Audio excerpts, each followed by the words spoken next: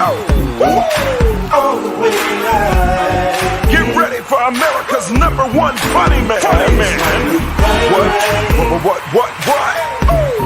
Hey. Make some noise. Ladies and gentlemen, from LA to New York, Chicago to Mississippi, let's give it up for America's #1 funny man, Rodney.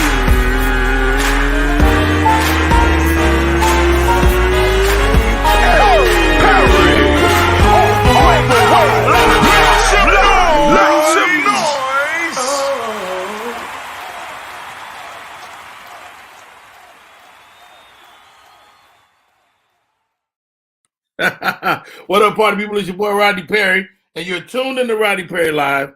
Shouts out to Young Money, our first guest for the day. Well, not our first guest, but he's already in the chat, ready to rock and roll. Darnell, what up? How are you? Welcome to the show, official YouTube. Thank you for the YouTube listeners, man. YouTube viewers, man. Our YouTube viewership has been growing exponentially, so mad love, mad respect. Really appreciate y'all. I got some top 10s for the day that I want to cover, man. And again, the show is growing, and we can't do it without you. Let's get right into it.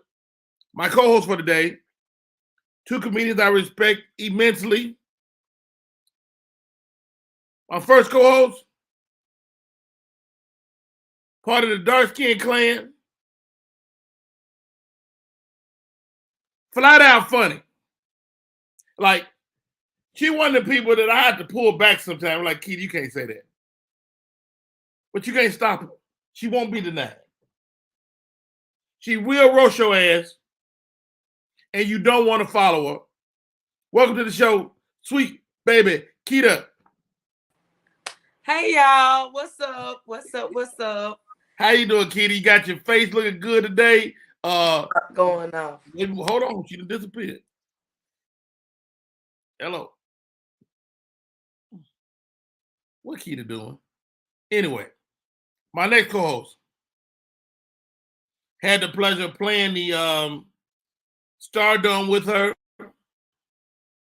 Funny lady. Very opinionated. I feel like she gonna slap somebody. It's going down eventually. Miss Eunice Elliott, welcome to the show.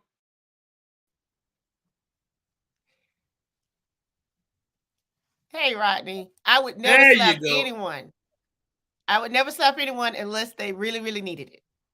And it would just be like a push in the right direction. Like, go that way. You're going the wrong way. A love touch. I'm pretty sure that's still a slap, though. I'm just gonna throw it out there. It's still a slap. Let's have both my co-hosts in here, sweet baby Keita and the homie Eunice Elliott. Thank y'all for coming in. How y'all doing today, ladies? I'm good. I'm up early. I'm just different. Hey, Keita, I see your brain like, why are we up? What? Right. My brain is like, why we up? We had drinks last night. I put myself to sleep with wine every night. Hold on. Let me get my partner, Candace Latoya. She told me the same thing this morning. She said, Rodney, I can't. Right. Hilarious. I can't. I'm heavy on the Starbucks this morning. You got a big milk jug full of the venti. Oh, that's crazy. All right. So, ladies, y'all out here in these Atlanta streets. Is dating as hard as it looks? Yes. What do you mean, bro? Hell yeah. What you mean? Not just Atlanta streets, all the streets, all of them. Okay. All the streets. Because we're female. Like, they feel like we ain't funny as them. They feel like we can't bring it like they bring it. We're going to talk about dick. Can I say dick? Too late.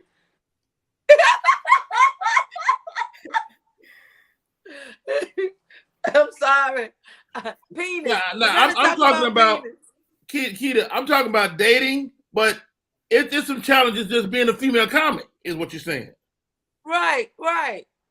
Dating is even worse because everybody think you're gonna be funny. Like when I'm serious, I'm serious. Like when I get off that stage, I'm no longer Sweet Baby Keita. I'm Lakita Chroma, and I'm looking for somebody for Lakita Chroma. I don't want to keep having to. I can't even tell people I'm a comedian. Not till after I done dated them. So wait, if I meet you at a club, how do you keep it away? I don't meet people at my shows. That means they're groupie, or I don't like that feeling. Really? Yeah, I don't like that. That's interesting to me.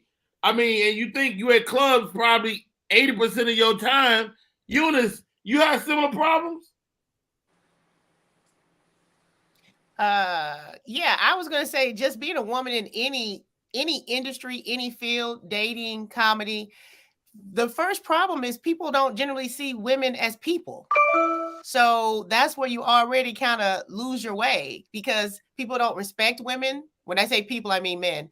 Don't respect women the way they would want to be respected. They don't value their opinion as much as they value their own opinion. So in anything, as a woman, when you walk into the room, you're already fighting an uphill battle from the preconceived notion. But as a comedian, yeah, before you even get introduced, a comedian will say, "Oh yeah, she's so fine," or "This gonna be my baby," and so they've already set you up to be looked at versus be laughed at. Wow. I mean, one of my personal pet peeves that I hear comics do to bring up a lady, y'all ready for a female? Right. Oh, I hate that. That's horrible. Because the reason they say that is kind of like, oh, we got the little special one come, it kind of lowers expectation versus this is the next performer, this is the next comedian. If they can't figure out I'm a woman, then it didn't matter. Wow. These titties said what they needed to say. Pretty much that part. Yeah. So what is your pet peeve as far as your male counterparts in the game, Keita? That what you just said, that is off top the worst thing that you could do for me. And when I'm the headliner a lot of times, Eunice the headliner a lot of times. Men get in front of me and want to do their whole HBO special to try to show me up or show me what they got. I don't care what you got, because I'm going to bring this heat regardless. They paid me to do this. So I got to sit through this opera, I'm going to call it, of male comics just doing, I don't know what it be, but I'm going to do me. Like, of course, Monique is my friend, and she's been noted as speaking her mind. I mean, it seems like when anytime a woman speaks her mind, she's demonized, called to be, called to, like she is less than a human. And I don't think that's fair. What's your thoughts, Eunice? Well, I think in any honest room, if you ask who has the most sense, the answer will be women. But okay. Because we live in a patriarchal society and women are still deemed the lesser version. I mean, I think about all of the political conversations people have every day that are generally based on the Constitution, a document that when it was written, I wasn't counted as a person for two reasons, because I'm a woman and Black. So a lot of the conversations that people have, and they never meant to have them with me. Wow. So it's hard for them to think I have to say, because you weren't even supposed to be talking right now. Now I will say this, ladies. I've been in comedy 30 years, 30 plus, and a lot of times the greatest enemy to women are other women. Is that true, or am I losing my mind? Listen here. People act like women don't like each other. When men have an argument or altercation, it's just fight. Dudes just argue. Dudes just fight. Women are catty and diva, and we don't get along. Like, it's just regular stuff. I'm gonna just tell you, across the board, I don't like women and men. It ain't like it's just you don't like nobody. I mean, I'm just saying, when I don't like you, I don't like you as an individual. I don't dislike your sex. I dislike you. And so with whatever sex you is, you know what I'm saying? And my thing for not liking you is I don't talk to you. I don't talk to you. There's no reason for me to engage in any conversation with you. I just try to stay away from you. If we got to work together, let's work. But after that, it's nothing else to talk about. I just want to say this. I know y'all see this baby bed in the background. It ain't mine. I don't have no baby. I'm looking for a daddy. I need a daddy. Nobody else will do. Explain baby dad in the back. I see you got to put a curtain up over the baby dad, Keita. Come right. On. So they can't see what's going on back there. I couldn't make out what it was. Men will say that they have beef with a dude, and they would tell you, "Oh yeah, I don't deal with him." But it let two women be in the room. The men will try to put against each other. They'll start kind of trying to create friction. And again, it's because it's not as many of us in that space. And so men just see woman. And so that's the same thing. All of them the same, and they should be in competition. Right. Whereas you can have 400 men and all of them swear they special and different and unique. And so again, that's just the mindset that men who run the business, the men that'll be like, oh man, I heard she said this, or oh, she got put on to this. At the end of the day, like Keita said, if you suck, you suck. It really doesn't matter if you XX or XY. I think if you're good, that you'll just rise to the top. Mm-hmm. You know, mostly females too, because there is a smaller number. So when you're good, you know, like both of y'all are good comedians, and so by virtue of that, y'all risen to the top. But the only reason I bring up that idea is because I've seen women throughout my career be like, yeah, I know you got a show with females on it, but I want to be the only woman on the show. There's this queen concept that we've adopted in Black comedy that I think creates an atmosphere for one person to shine. And how do we deal with that? How do we make that different? But Rodney, I am certain that you had dudes approach you and say, why you got old boy on the show and not me? Or why you traveling with this male? Right. And not me. It's frowned upon for dudes to say that. Even if they feel that way, it's frowned upon. You'd be like, man, get your bitch ass out of here. Right. So that's what I'm saying. Right. So it shouldn't be remarkable if a woman is trying to get the spot. It's a comedian wanting to shine with another star. And so it's not a woman thing. It's a comedian thing. I want that spot. You should put me on. Right. On that right. You know what? That's more than fair. More than fair. But welcome to the show. My name is Rodney Perry. You're tuned in to Rodney Perry Live. My co-host for the day, Miss Eunice Elliott, and the great sweet baby Keita. Keita, you got something? Go ahead. I just wanted to say, like, men make up stuff. One time I was sitting there talking to a female, and Steve Brown sat down and said, "Sweet baby Keita, you talking to a female comic? I heard you don't like female comics." And I looked around. I said, "Shut up talking to me. You stop talking to me." I'm like, I don't understand. Like, you shut your ass up. You shut up. Yeah, because I'm talking to somebody. Like, don't make something out of nothing. Like, I like whoever. Listen, I'm here. If somebody want to ask me a question or talk to me or whatever, I don't be standoffish or nothing. I'm cool. I don't have no problems with nobody. If you got a problem with me, I'm telling you, you got to be a high-ranking demon. You hear me? You got to be evil for me just not to like you. A Eunice too. Like, you can't tell me that people that I just like people, and I genuinely like. Everybody know I used to love Carlos, like love him, but I loved him as a comedian, as a good person. I knew he was gonna rise to the top. I loved him in that. It wasn't about sexual or anything. Like, you can't even love people. Like, people used to be so jealous. Why he always your man crush Monday? He's that who I want to be. That's what I'm crushing on. Right. Carlos is where I want to be. That y'all don't understand. But it got to a point where Carlos said, "Keita, stop making me your man crush Monday." He was like, "I'm tired of arguing with people." Like, people was calling him. Like, really? The love I would show him, I would bring people out. It was nothing if Carlos came. I bring 50 people with me. 50. I know how to get people out. I know what to do.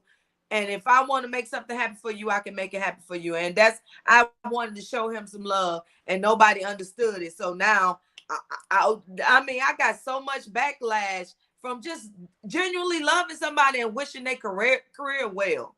I don't like it. That's upsetting to me, but I know it's true, and I know that our industry, especially Black comics, do that. You both are making a transition from opener to feature, from feature to headliner. Talk to me about the business of what we do, Eunice. Like, as you make that transition, and you've even made the foray in the daytime news and working on that level too. Talk to me about that business. Well, first I want to piggyback on what Keita said. Also, people try to pit you against each other as women when you have different styles. Keita and I have very different comedic styles. I just invited Keita to the Stardome to do a show with me. So funny appreciates funny. And it's not one is better or less than. It's, hey, I want to give an audience a great show, and it's something for everybody on the lineup. But a lot of times people will try to say, oh, well, because you're this type comedian or they're that type comedian, y'all must clash or y'all don't vibe or y'all in competition. So I just want to say, game, recognize game, real, recognize real, and you just want to be entertaining, okay, as a professional. Now, as far as making the transition through the comedy world, I think this is my November make my 15th year in comedy, and I've been able to see comedy as a wonderful outlet. I've never done comedy 100%. I've always had other creative outlets to where when I get on stage, it's a time for me to focus my energies into one group of people at a time. Whereas when you're on TV, that's a different group. When you're on social media, it's a different group. But when you have a group of people, almost a captive audience, literally, you can play up to what they want to hear about, what they want to talk about. So I just like vibing with whatever energy I have. As I've grown in the business and get more time on stage, it gives you more time to play and also kind of settle into the pocket. You're not just like 1, 2, 3, ready, go. Let me do my 5 minutes. Let me do my 8 minutes. Let me do my 20 minutes. When you get more time, you get more time to be more authentic, I feel, when you're on stage, because you can let it breathe a lot more. I love that. Sweet baby Keita, you know, watching your journey has been so impressive to me. Keita say, Rodney, I can get 50 people. That's remarkable. Talk to me about being able to connect with people where they want to come see you. And that's the thing. Like, a lot of people have followers. Those people are not, they real on social media. They're not real when you get to the club or getting people out to the club. I know how to talk to people. I connect with people. Like, I genuinely am who I am. I can't show them nothing fake. I can't be out here being fake. And it ain't about a man or a woman or whatever. Business is business. You saying transitioning to the different parts, like, you know that if I'm an opener, it's 5 to 7. Respect the light.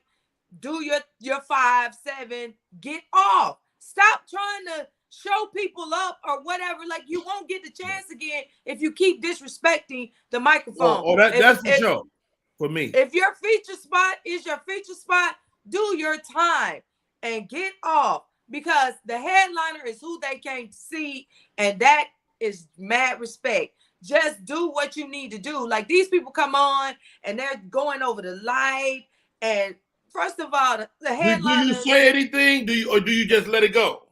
Okay, I you know me. Wait a minute, this me. I say something. I get people to like, and I boo you. I have been known to boo people if I don't feel like you funny. But I just want you to go ahead and get down. Like, please know that we don't like this. Like, if we just sit here staring at you and not saying nothing, obviously it wasn't enough because you still up there. So let me go ahead and boo you so you'll know really definitively this ain't working and I need to get down. But I will say I won't boo you. But a big part of comedy times when people first start out in comedy is a learning curve, is comedy etiquette.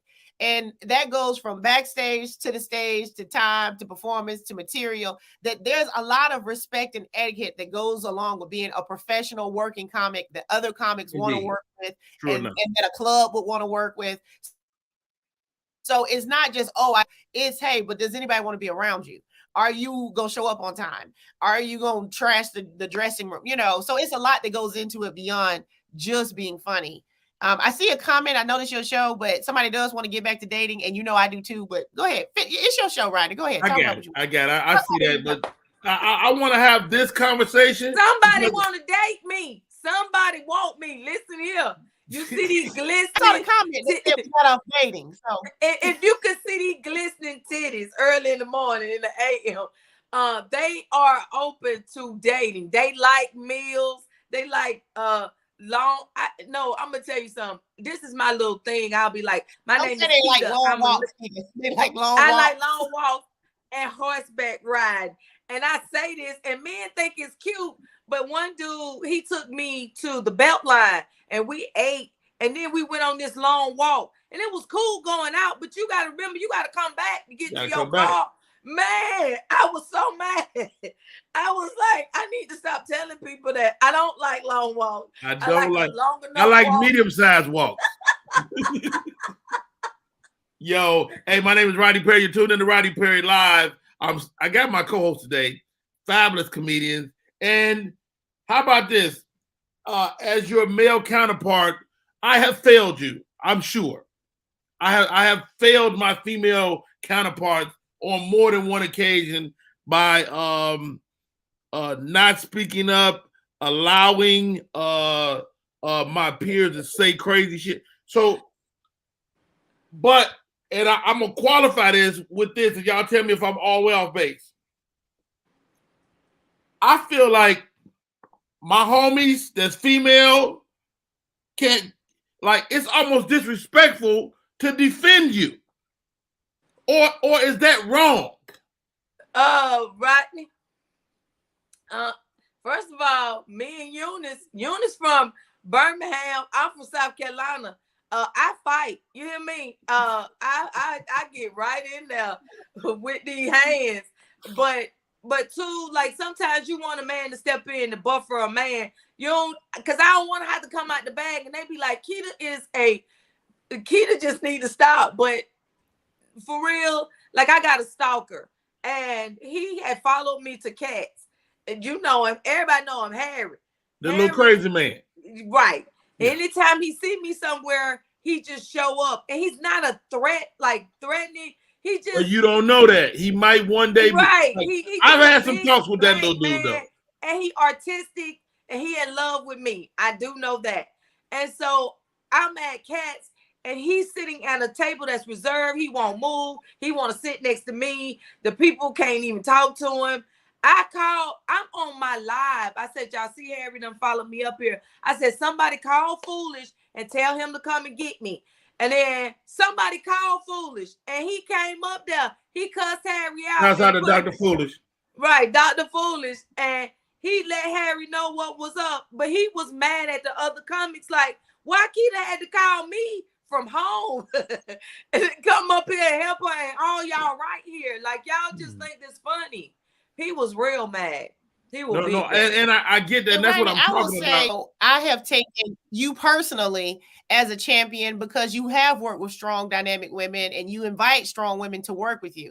I think sometimes where men fail us, it's not so much defending us, but setting the tone where it's not going to be allowed if you in the space. And I think that's how you move in the world, you know? So it's not so much that somebody has to come at it and then you got to step in to defend. But, you know, I think as all of us grow up, as we get older, we should be setting the tone of the room. And so other men and other comics need to know if Rodney Perry in the room, we not doing that right here today. Rodney don't allow it. And it's not that's actually true too, ladies. Like, it's stuff that I be hearing stories about dudes doing. I'm like, he don't do that shit around me. You know, but they don't do it around me. Candy, you popped in, you got a word? Yeah, I was going to say about, like, as far as the comics, the female comics, like from the outside side, I'm not on the stage, but I'm around, you know, you ladies a lot and gentlemen. And I feel like y'all men, typically, like, y'all pick and choose when y'all want to hold us down and not. Like you said in the beginning, Keita, when they say the female comic, it's like, just say a comic, you know. And in the backside, you know, when we're backstage in the green room, you know, you talking to them like, you know, we're all talking like we're all one group. You know, the men say what they want to say. You know, they probably cover up a little bit, you know, when women are in there. But it's like, if you coming back here talking shit, being regular, go on stage and be regular. Like, don't try to make it seem like it's one way on stage and another way behind the scenes. So I can understand that. That's an interesting point. That's an interesting point, Candy. And we're gonna hit this before we go to break. So is your peer conversation ever crossed the line? Right. You know what I'm saying? I mean, as peers, we have light banter. You know, "Ooh, Candy, you look good today." Eunice, I see you. All right, okay. So you know, when is that too much? One time I walked up Go ahead, Keita. Okay, one time, this was at Uptown many years ago. There was a comedian who was sitting next to me, a male comedian, and some people talk with their hands, but he kept having to hit my thigh every time he had a thought. And I said, "Hey, that's kind of weird to me," so I would move his hand, and he kept touching me to the point where I had to say, "No, seriously, I really don't want you to touch me anymore." And so he kept trying to touch me, like to show that he was going to touch me regardless. I've never talked to that comedian ever again. I've never dealt with him again. I removed myself from the situation, but it's one thing to kiki, and it's not like it changes. But if I actually express a boundary and you show me that you don't have to respect it and you will not respect it, we can fix that. That's very easy. I'm not going to argue with you about me, And so I think where we cross the line is sometimes when we're backstage and everybody's jonesing or kikiing, a lot of times as women, we'll set ourselves up to have a lot of stuff thrown at us because we want to show that, hey, we want you. We can roll with this and all that. But a lot of times men take it a little bit too personally, or even when you try to play back with them because they know what you're saying is probably rooted in more truth than a general female insult they threw at you, then it's not fun anymore when you start playing and talking about it. I see Sweet Baby Keita rip the best of them. Right, and they get really sensitive though. Men get really sensitive. They be ready to fight me. Yeah. I have a question for the lady comics. Do you all date other, like, is that your circle? No. Do you date male comics? I have. It's not, listen, because you see these people all the time, and I just know how to keep my real life separate from Sweet Baby Keita. Like, that is an entity. That's a person. That's a brand. When I go on stage, like, don't even bring that stuff around when I'm doing business. Like, I'm so business. I show up on time. I look good. I have my stuff together. I'm ready. If we need to wait, I'm waiting. I ain't over here. What's going on? Or, you know what I'm saying? And I don't do all that. I'm real easy to work with. I just sit back and wait my turn. I'm not doing all that. Let me ask you this, Keita. Let me ask you this, because I felt bad about this. Because I know one of the guys you dated, right? I'm not going to say his name. I know, and he and I began to work together, and I was like, I've been knowing Keita longer. I really should have worked with Keita first, right? So after I catch myself, then I'm like, I felt kind of whack because of that. Is that whack? Because, I mean, no. Was you asking? Like everybody like a person they way. Like, that's how I am. Like, I be feeling like y'all, I know y'all got wives and stuff like that, but y'all comically, y'all belong to me. Like, that's my person. I love them. And I would never disrespect your home or nothing like that. Like, I just love people genuinely. But for me, like she said, I was at Uptown one time and I had on a crop top and it was kind of tied in the front. And a comic walked up to me and touched my breast and I said, "What is wrong with you?" He said, "I couldn't help myself." I said, "You will when I punch you in the face. You gonna help yourself into an ambulance." Like, it just, like, people, I think they overstepped their bound, and it was in front of the person. Like, I do date a comic, so he out there. Like, I'm like, what is wrong with you? Like, y'all don't have no home training. Like, some of this stuff come back to regular stuff that you should have. It's not comedy at all. It's like how you was raised. Right. A lot of people try to overcast that, like they're this or they're that. They're a comic. They still human. They still got characteristics. They do this stuff on their own. Like, we are not all the same person because we decided to be a comic. And so people need to start looking at people as individuals. That's how I had to start. You know what I'm saying? I don't generalize people. Like, I know that you are this person. Rodney, you are a king to me. If you don't defend me, I promise you, I get right in there and do 2 to the body and 1 to the face. I do not need you to defend me. Like, I need you to say, no, don't do it. I remember one night, I don't know, I was telling the joke and it was about my baby daddy, but I don't know if it struck this dude like so. And he was like, "You toxic, B. You toxic." And I was like, "Is that my baby daddy?" Not everybody laughing. So he started getting up. I asked the girl, I said, is he with you? Is this your dude? You need to get him. Put him back on the leash. I don't know how you handle him in public, but then so she embarrassed. And this dude is coming toward me. And I said, sir, if you want to say something, somebody can give you a mic. But I promise you, you won't last. I'm going to kill you. I annihilate you. I told him. I said, if you think you want to fight me now, after you get this mic and we go back and forth, you going to want to kill me. And then so the producer of the show, she was coming with the mic to hand it to the dude. My homeboy ran up and said, no, Keita, fight. Like, put that mic down. Like, please let this man go. Like, the whole club was against this dude. Like, I did nothing to him. I don't even know what sparked us in this exchange. But at the same time, me and the person that I'm dating, he right there. He looking like, oh my God, I'm gonna have to fight for her. Right. And I'm looking like, no, you ain't got to fight for me.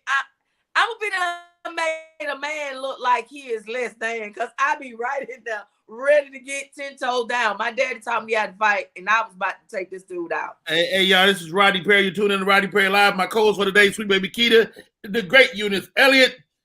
And now my guest is just arrived. We're going to take a break. When we come back, the bad girl of comedy, Miss Lunell. Oh, my God. We about to get it going. Hey, it's Rodney Perry. You're tuned in to Rodney Perry Live. Type 2 diabetes can have a big impact on your life, but how can it be prevented? Well, the first step is knowing if you have prediabetes, a serious medical condition that puts you at high risk for type 2 diabetes. 1 in 3 American adults has prediabetes, but more than 80% don't know they have it. The good news is, prediabetes can be reversed, and for many people, healthy changes in their daily routine can make a big difference. Take the 1-minute risk test today at doihaveprediabetes.org. We are back. My name is Rodney Perry. You're tuned in to Rodney Perry Live. I've been friends with this lady for, a long time, man. We were both younger. We were both slimmer. I was there. We were working on a pilot for a TV show. She's there. I'm there. She's pregnant with her now 20-something-year-old baby. And she had that baby that day.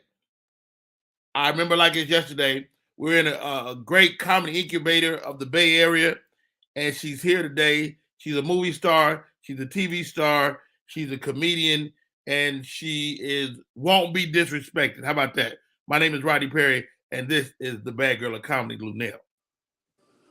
Good morning, Rodney. How are you? Good morning, everybody. These are literally the first words I've uttered this morning, except for, oh God, when I realized that the interview was this morning. So please forgive my very white tone. No, you are always, first of all, Lunell is my friend and makes the best gravy of all time. Period. On period. I mean, she got a little jar of grease on the stove right now, ready to make some gravy. Not as much as I used to. I'm not making anything as much as I used to due to my very intense schedule. But yes. I did buy some pork chops yesterday. I ain't gonna lie. Okay. Man, we've been covering a lot with our lady. Sweet Baby Keita is my co-host, and so is Miss Eunice Elliott. You are very vocal about the treatment of women in this game. You know, good or bad, you know, whether people like it or not, you never bite your tongue. How do our female comedians get the respect they deserve? Oh, you have to earn that. Okay. You have to earn that. And the only way to really earn it is by being as funny as every man in the room, if not funnier. You have to have a following. You know, when we left Oakland and came to LA, we brought all our Oakland fans with us. True. And there's people from probably the town that are watching your show on a regular basis to this day. That's the only way to get respect. Like, I didn't come in to, well, let me not lie. I won't say, I was going to say, I didn't come in this game going, you know, you're going to respect me and I can hang with you guys and all that stuff. I did say that, but that was because my work proves that. Mm-hmm. You know, there's a lot of women in the game, and a lot of women may not like what I'm about to say. There's a lot of women in the game, but there's not a lot of women generating heat. Well, what do you mean? Give me that. I mean, names that are being called in rooms that they're not in. Right. Their social media. Is it their fault? Because if there's some really funny comedians. I wouldn't say it's nobody's fault. It just is what it is. If your comedy speaks for yourself. No matter what you say, no matter how you dress, no matter how you look, no matter who you know, at the end of the day, it's your comedy. Your comedy is what's going to get you the respect, whatever style it may be.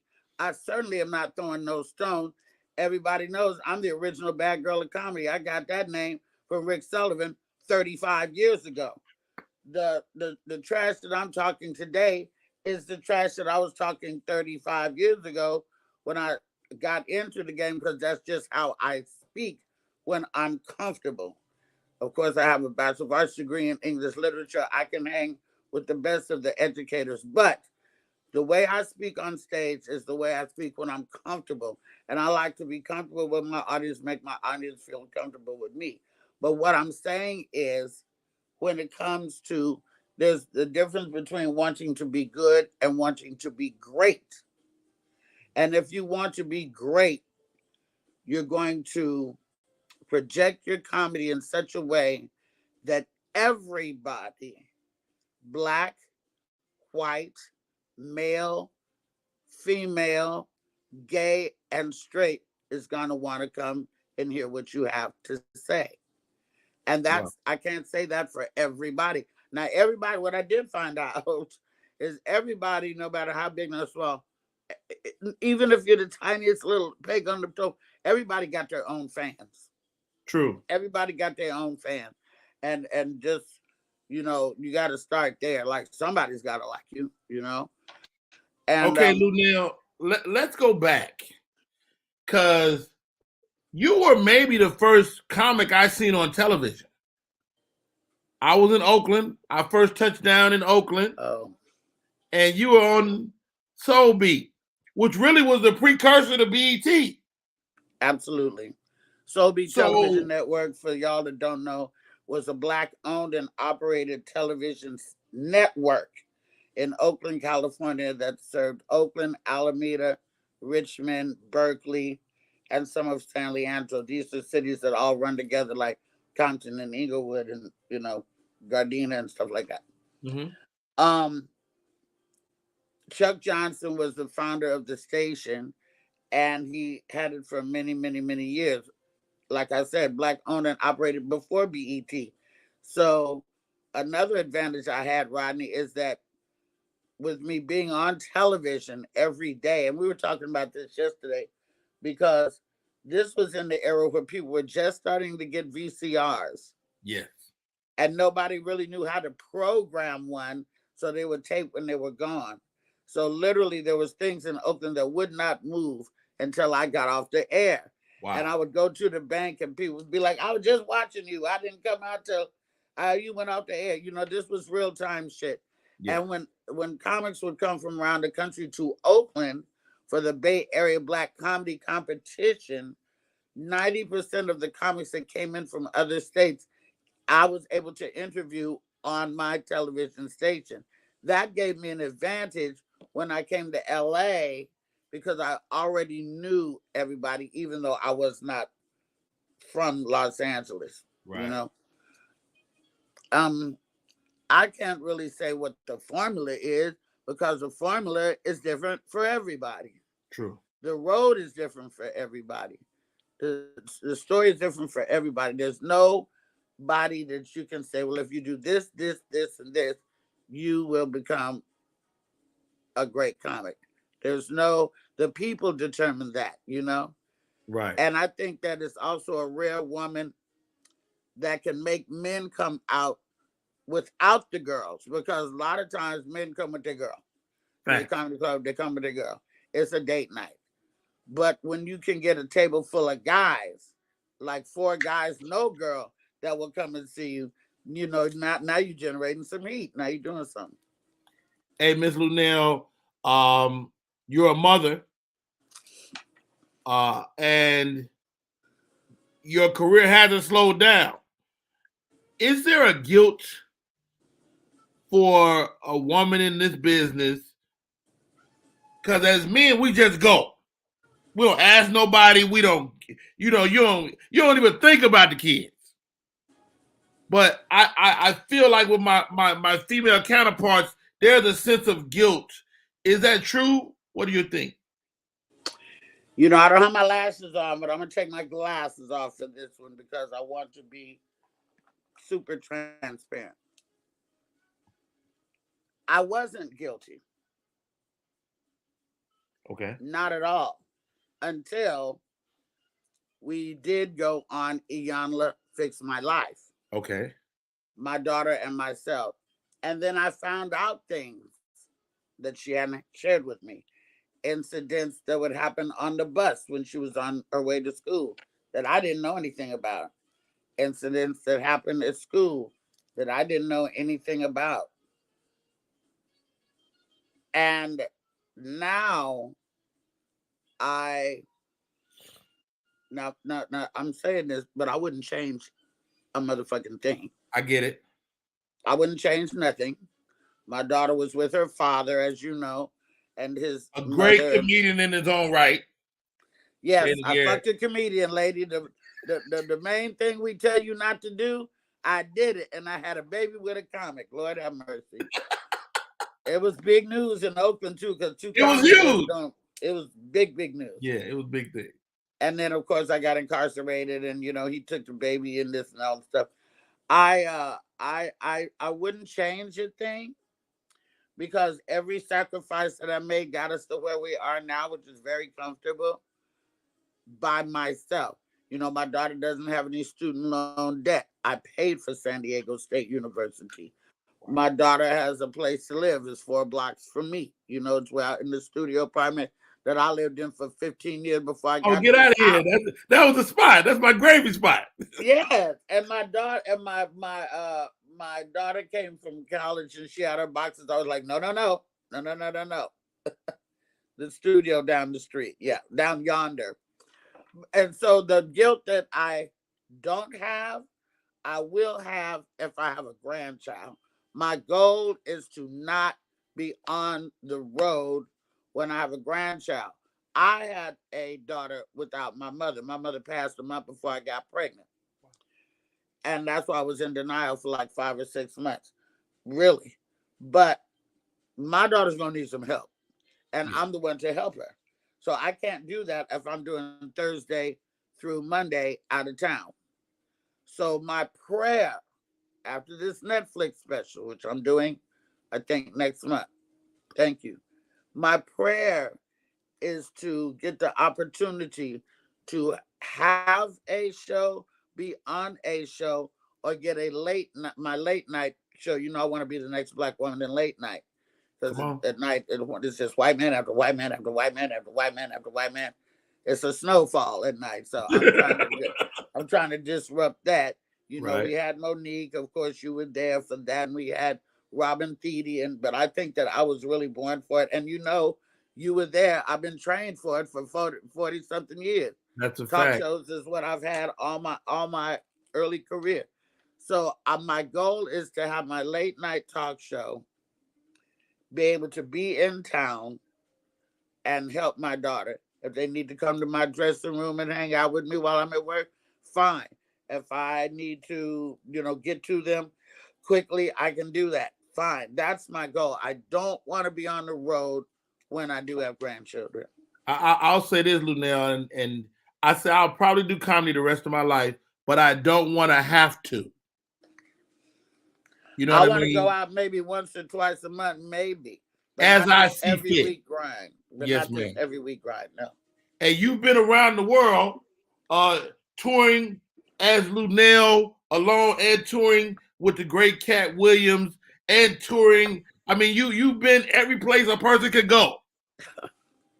How much do you love comedy? I always feel like this. I feel like you shouldn't do it unless you feel like you'll die if you don't do it. Not a jewel. Didn't you give him a jewel? You shouldn't do comedy unless you feel like you're gonna die if you don't do it. Yeah. And I love comedy more than I love relationships. I love comedy at times, obviously, more than I love myself. Wow, ain't that something? I love, I'm a comedy purist, which makes me kind of snobby sometimes. I watch every documentary from Lenny Bruce on out. Kevin's got a great documentary on now called Right to Offend on A&E. It's fucking excellent. Guy Torrey did the documentary that we're in, Fat Tuesday. Excellent. I watch documentaries on Lenny Bruce. I watch documentaries on moms. And that's what I feel is missing from some of the people in the comedy scene today. They don't research. They don't even care. Wow. All they care about is followers and likes and filling up the room. And the room could be filled up for many reasons. The room can be filled up because they love you on Instagram. The room can be filled up because they like the way you look. The room can be filled up because you have a point of view like they do. Or maybe you're in the same community, maybe LGBT community. The room can be filled up for many reasons. But I only want the room filled up if you want to hear what I have to say. Wow. Hey, this is Rodney Perry. You're tuned in to Rodney Perry Live. We're talking to Lunell, the bad girl of comedy. Lunell, I got two co-hosts on today. It's no accident. I want to give them an opportunity to chat you up and ask you a question or two. I'm with Miss Eunice Elliott and Sweet Baby Keita. We are on with arguably one of the best comedians of our time. If you could ask her something, Keita, please, you got the floor. Lunell, I mean, we just asked this question before, but do you like having a male go before you or a female go before you? Like, do you wanted your feature to? I was your feature before, and you are really about your business. You cleared the whole room out. You was like, get out of here, everybody, get out of here. I got out too. I didn't know.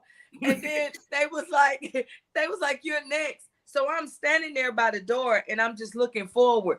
And I'm not saying anything to you because I ain't want to upset nobody. And you said, baby, what is you doing? I said, I'm your feature. You said, well, sit down. But you just don't know how to be, you know what I'm saying? Like I got put with you, but it was great, and it was a great opportunity. And you were just very, very straightforward. Like it was no games to be played. But I'm just saying, if you do it, because when I get to a pinnacle of greatness, because I am, what's better for me to have a male open up or a female open up or both on the show? You know what I'm saying? Because I don't have to be the only female on the show. I know that they asked that earlier, but I don't know if that's how you feel. That was my question. Okay. Humble thyself, little sis. Now, everybody feels that they great, but it's really not for us to say that. We shouldn't do that.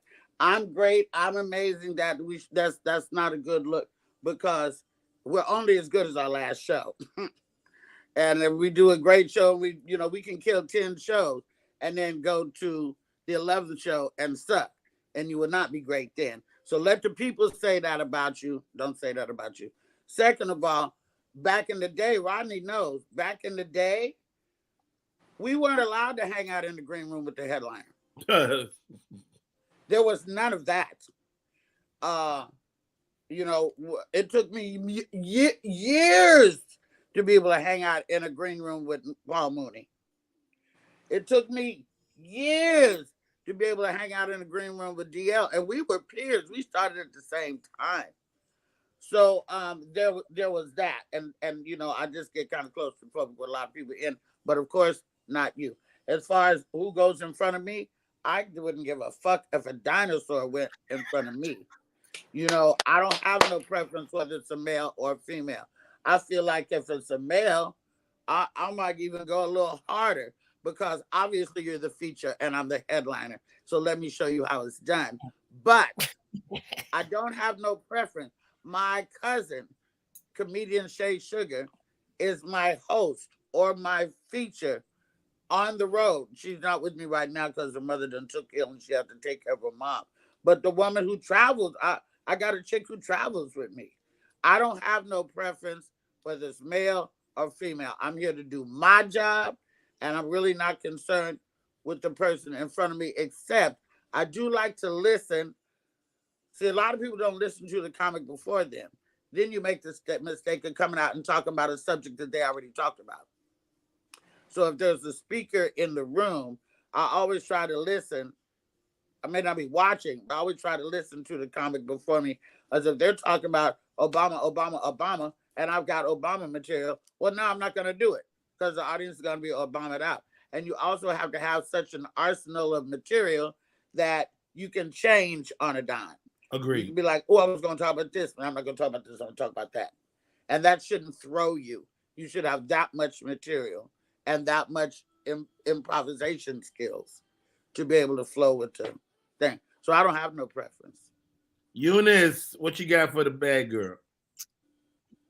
Good morning, Miss Lunel. I want to say for the people in the comments who are obviously enjoying all of your wisdom and dropping jewels, I would like to say, and I know you don't remember, that when I met you, I interviewed you in Birmingham, Alabama, and you had on all your beautiful jewelry, and you gave me that yellow bracelet that I do still wear. So she gave me her actual jewels. Yes, thank you. Okay. But what I want to ask you is, that must have been a very special day. I believe it was. You smelled wonderful. You told me about how you like to leave a scent in the room. You smell beautiful, and you gave me that beautiful bracelet, and you killed it at the Stardome.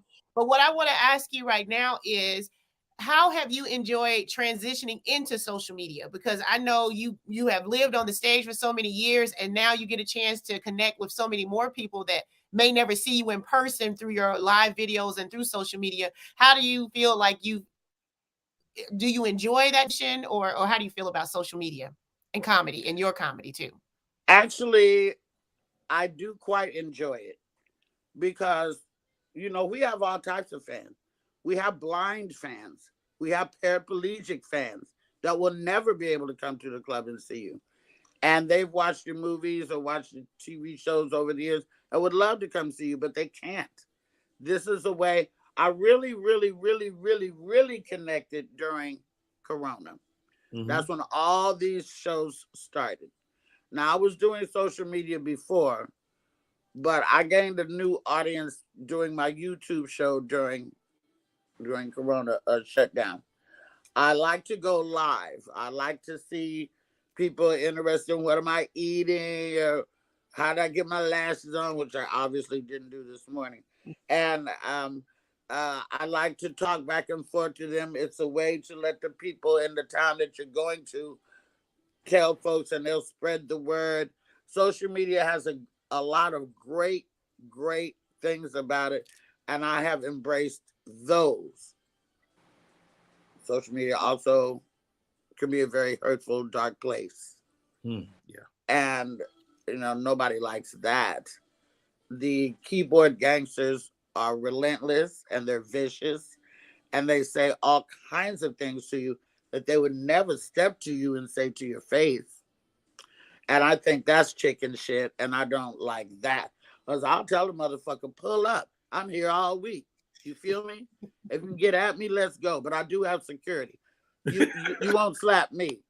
And and let it be known, I got a weapon on stage. You may not see it, and it ain't a gun, but you will bleed if you step to me. Let that be known. I'm an old bra bitch. Yo, Lunell, I cannot thank you enough for coming on, man. We go back many years. So just to give y'all some background, when I first knew I was going to start this show, I called Lunell. She said, nigga, get a couple of weeks under your belt.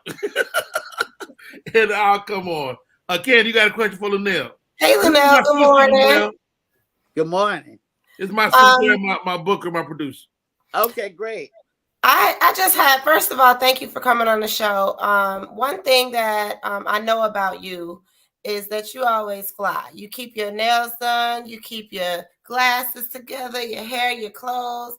And that's a lot to be said for being in the game for 40 years. You are 100% Lunell, confident, and it shows every day. So kudos to you for that.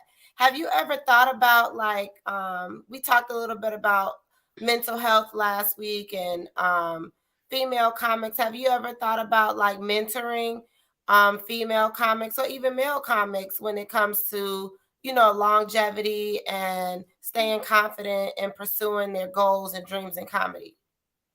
Well, you know, I used to do some of that through Hope Flood's Comics Rock Convention.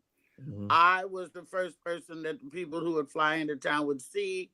I would start off by talking about certain things.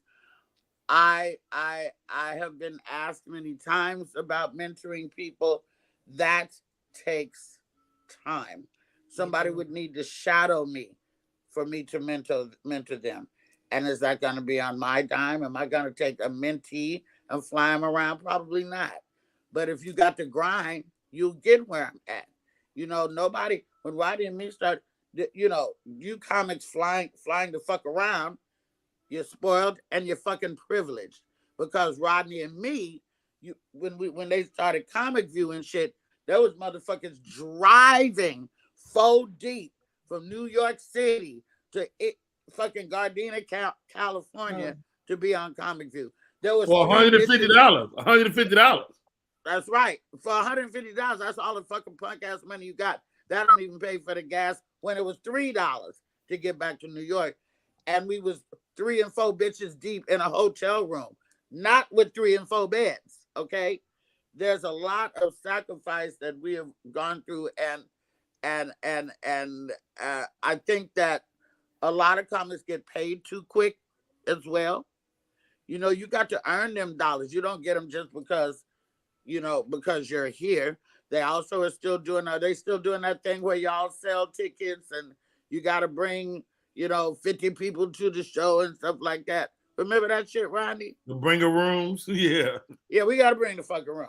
We got to perform and bring the room. It's just, so for me, and also I feel like there is a small minority of people out there who might want to hear what I have to say comedically, but for the most part, I don't think they're interested in what I got to say, because I shadowed Mooney, and I shadowed Rodney Winfield, and I shadowed Laura Hayes, and I shadowed Mark Curry. I shadowed these people. I followed them around. I watched them. I watched how they move. I watched what worked in this room, what didn't work in this room. I went out for a year and didn't even do comedy. I just watched for a whole year when I first got to LA. I think that with the newer generation of comedian, I don't think they care. I think they got it all figured out and they don't want to listen to no OG like me. And that's the way I feel. I could be wrong. I may think about it in the future, but while I'm out here on this grind, I just can't mentor anybody. I hope that these interviews like this can touch somebody and get little jewels and little nuggets like this. This is the best that I can do. You know what I always say? By the way, people, it's 6:30 in the motherfucking morning in LA, and I told Rodney it ain't another motherfucker I would get up and do those 6:30 in the morning interview, but your ass, but I lied. I'd do it for like Charlamagne or somebody like that. But, I think that. But I said, well, for you, I'll do it. I had my lash in my hand. I was trying to get them bitches on. I said, I don't have time. I gotta be. When you text me this morning, you said, Rodney, shit, I'm running around here trying to get ready. I said, whatever you come at, you know, I'll take you like this, laying on the pillow. Hey, one of my closest and dearest friends, her name is Lunell. is she a bad girl? And that's gonna be our last question. Are you I know you a sweetheart.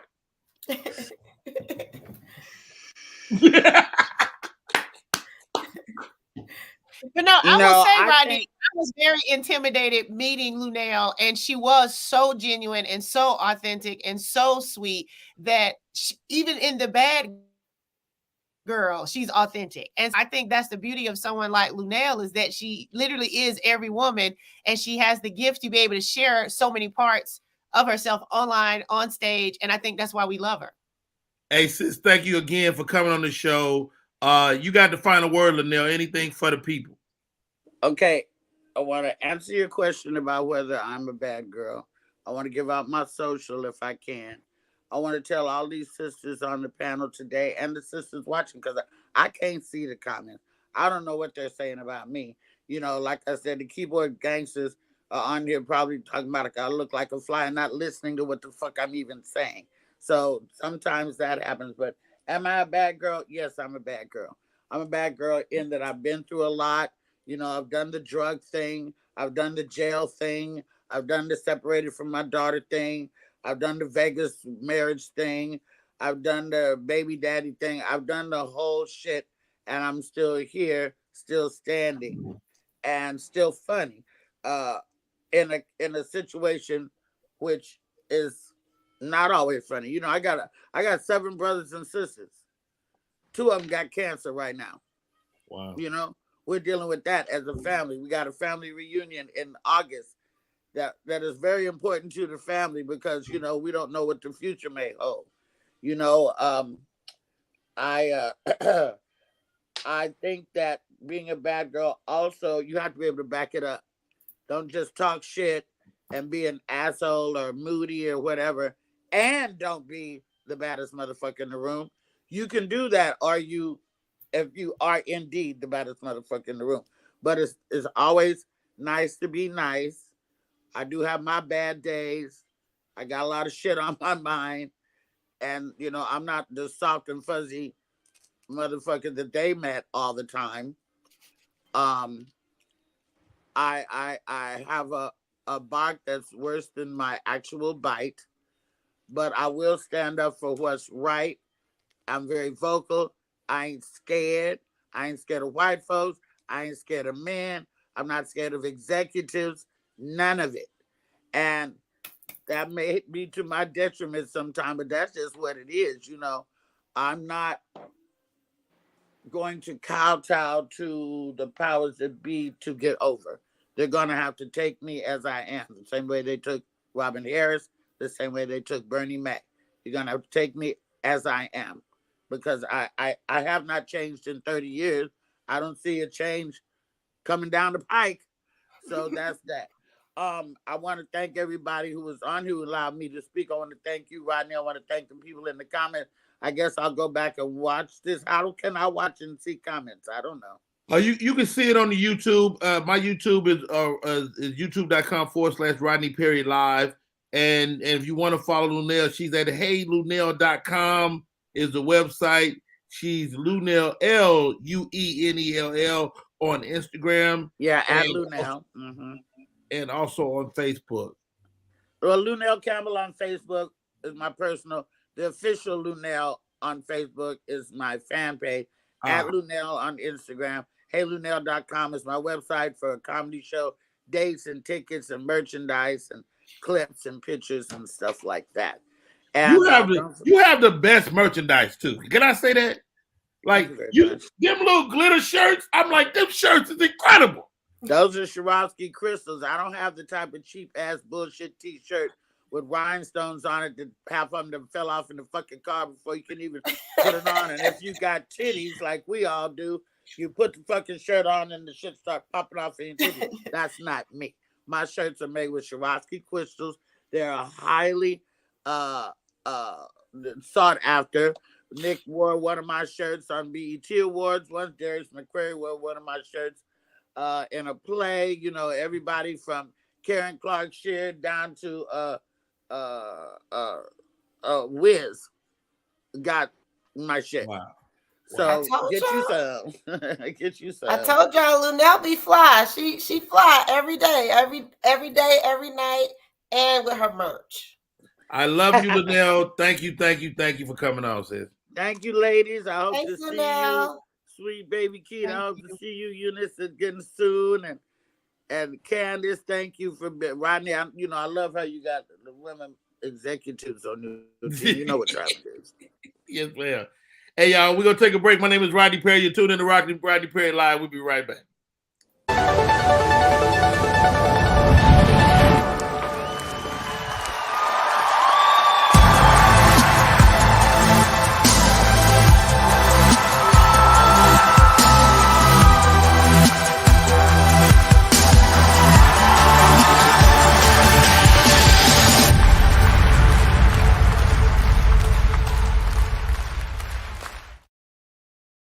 Hey, we are back. Hey, Candy, play the top of the hour.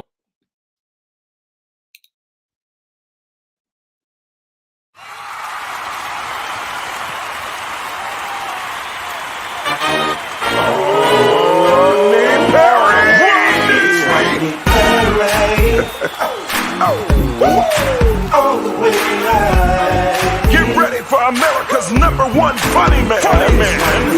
What? Hey. Make some noise. Ladies and gentlemen, from LA to New York, Chicago to Mississippi, let's give it up for America's #1 funny man, Rodney.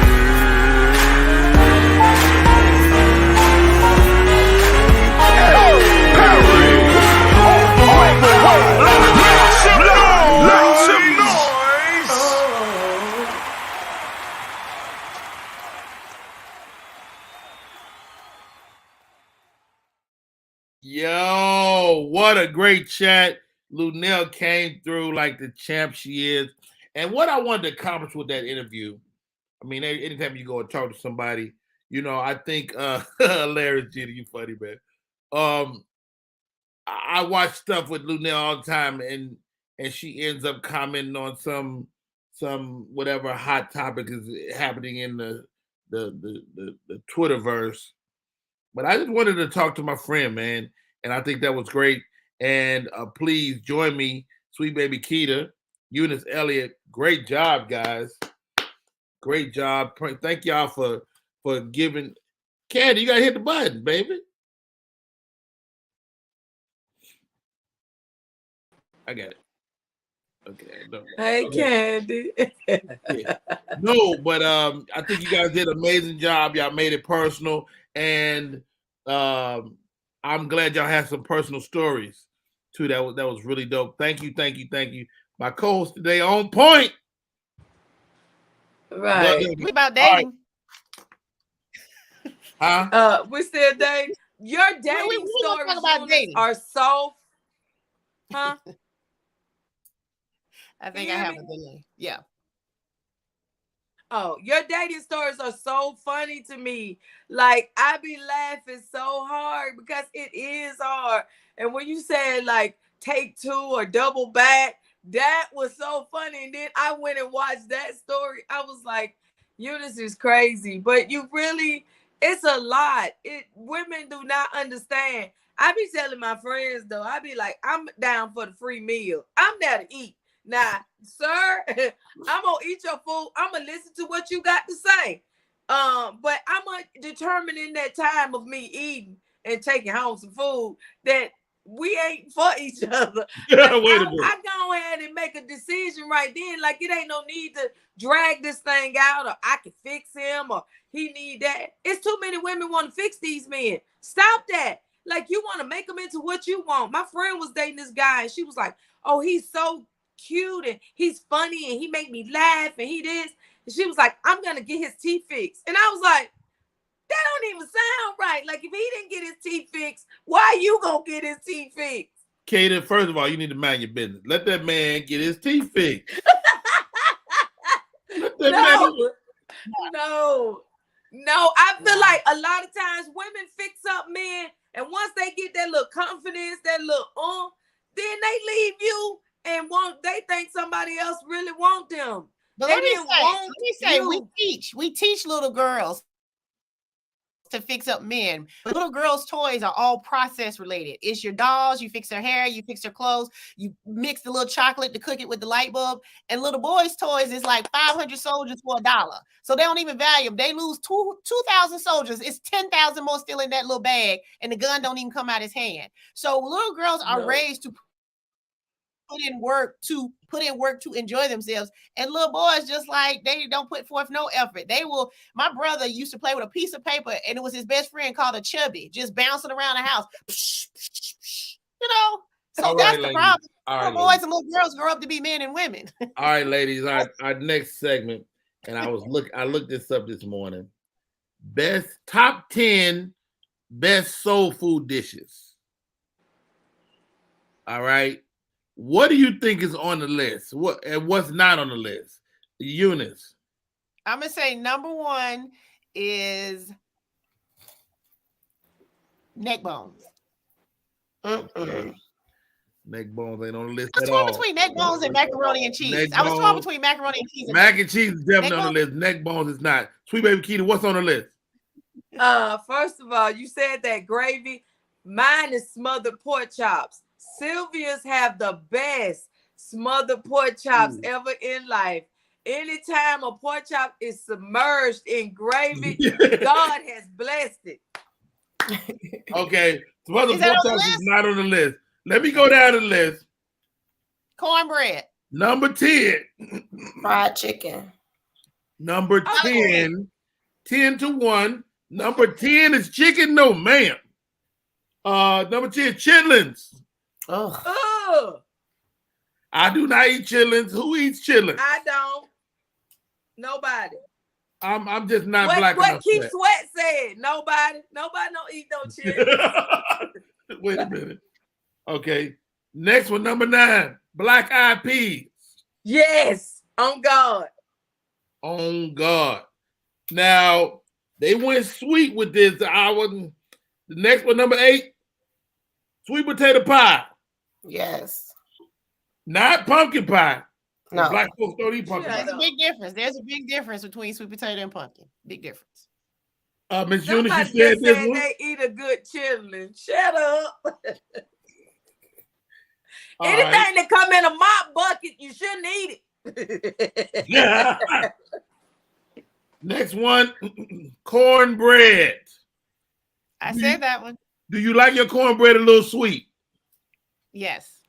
A hint, not like real sweet. No. It depends. If I'm taking it and eating it, mushing it up in my greens, it don't have to be sweet. That's sopping. You don't even know the word. Let me tell you something. Y'all young folks, man.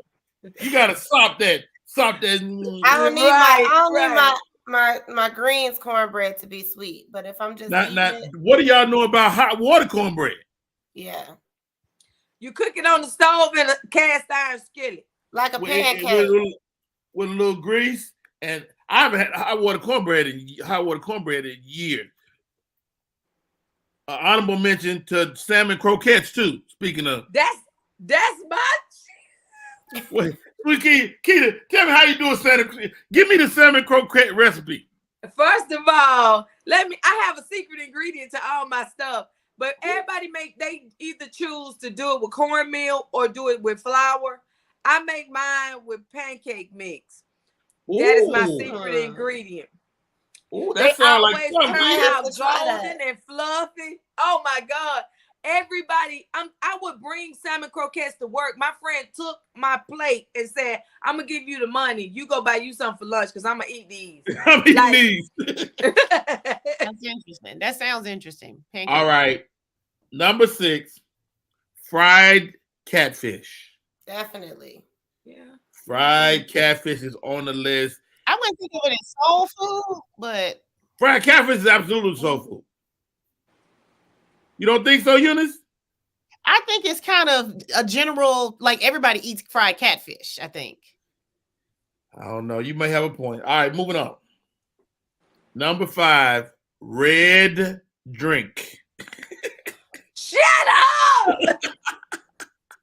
Red drink. If it ain't Kool-Aid, it ain't soul food, if it ain't Kool-Aid. But that stuff to be in the gallon jug is red drink too. Uh-huh. Now, where did you get this list from, though? The internet. His cousin. Well, then it must be true. It's got to be true. You got it on the internet. It must be true. Eunice, that part. All right, after red drink, they bring in peach cobbler. Yeah. My peach cobbler got to be buttery. And I'm going to give y'all this quick story. So, when my mom passed, right, the peach cobbler recipe we thought had died with her. Right? And come to find out, she had passed the recipe to one of my daughters, my daughter Rochelle. Nobody knew. And so Rochelle comes home for Thanksgiving. She's in the Navy. Comes for Thanksgiving. And she's in the kitchen tinkering and doing stuff. And she pulled out this peach cobbler. When I tell you I cried like a baby, I tell you, because you connect certain things with people. Like that flavor, she had hit it dead on. It had enough butter. It was perfect. And she's like, Daddy, just try it. And man, it was like my mom was standing next to her. You know, that is a beautiful story. Yeah, it was story. Beautiful. I love that. Sweet. Yeah. All right. Number 3, mac and cheese.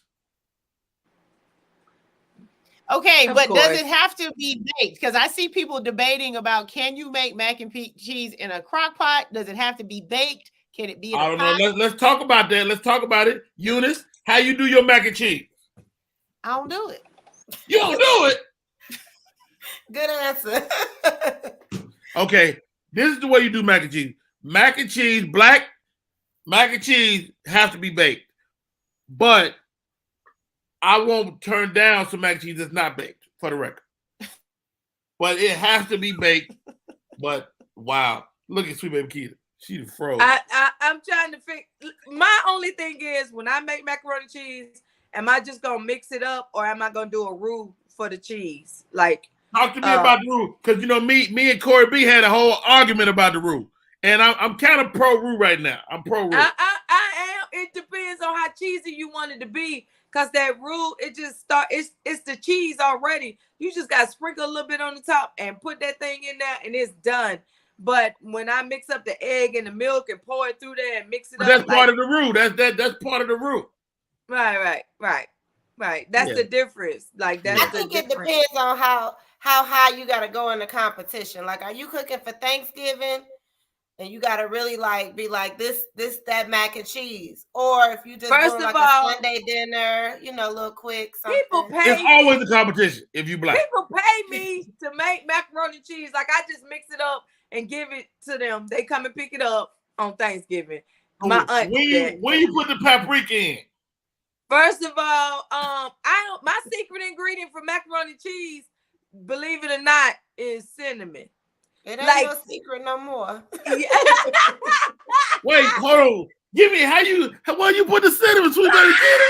I just do a little bit, and people be eating it, and you be wondering what that flavor is. That? Like, you can't get it. Like, you don't know what it is. You be reaching, but you don't know. You use the cinnamon in lieu of the paprika. I don't use paprika. I just use a little cinnamon. And they give you a little color on top, but it give you a flavor too. Yes. I like that, Keita. I ain't never heard that in my life. And now you see why I don't do it. I need you to get it. Let me tell you something. It's a girl on YouTube. It says Southern mac and cheese. Follow her recipe. Do you do sour cream in yours? No. Try that sour cream, guys. Let me tell you something. Okay. That's gonna make it even more gooey and moist. Well, another Southern thing is banana pudding. That's the big thing. But I make a pineapple pudding because I didn't eat bananas. Growing up, my uncle told me I looked like a monkey, and he would make monkey faces at me. And he said monkeys ate bananas. So I never did. Like, it's a phobia. I'm trying to get out of it, but I don't. Your uncle is an asshole. Okay, he is. He was 10 years older than me, so you know what I'm saying. I'm a little kid, so I don't eat bananas. So even when growing up, my mother would make a pineapple pudding for me because everybody eat banana pudding. I don't. So now I have this So you recipe use for the same cookies. You use cookies. I use the chess cookies from Pepperidge Farm. I make a pineapple pudding so cold that you'll forget about a banana pudding. You will not. Pineapples are better than bananas, so I get it. But I would never try that. That's great.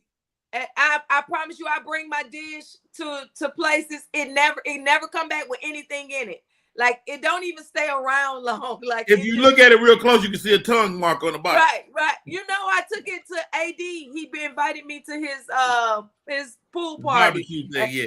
Yeah, and I took it there, and when I tell you it was just GONE, it was gone. They gave me back my little dish. All right. Let me say, I know that Rodney is always looking for ways to consume pineapple, so I know he's on that. Hilarious. You got to come to the show live to hear that. All right. Last two. Number 2, greens. Lavinia said it. Do you prefer kale, collards, or mustards? Or some combination? Who said kale? Not at all. Collards or mustard. Not no kale.